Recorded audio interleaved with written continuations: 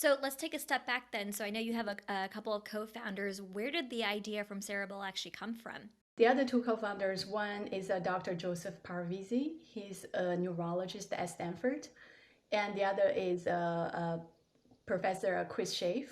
He is a musician slash computer scientist, a professor at Stanford. They're both faculties at Stanford.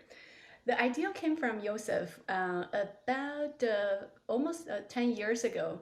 He was in a concert and hearing this music generated by the signals NASA spaceship collected from the universe, and they turned the signal to music.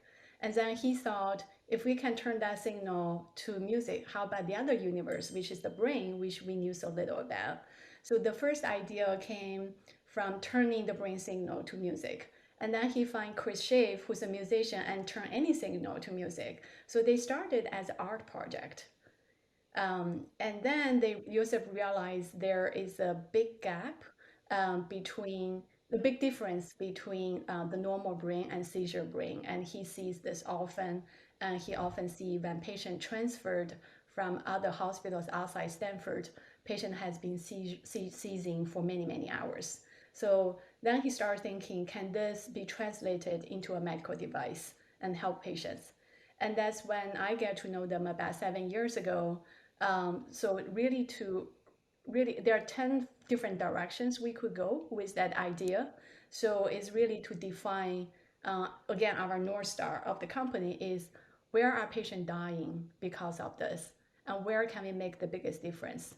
And also, what are the bottlenecks now? And we can remove every single bottleneck. So after scanning the market, here's the McKinsey training comes so natural. I scanned all the market and talked to tens of physicians, read hundreds of papers, and realized, okay, it's really in the ICU patients are dying. We can make the biggest difference. And then besides the brain sound, which help diagnosis, we need the hardware. And I see earlier days there was AI play, so I was um, very just very optimistic. We can build a cloud-based platform so we can have the data and use the machine learning to further augment diagnosis.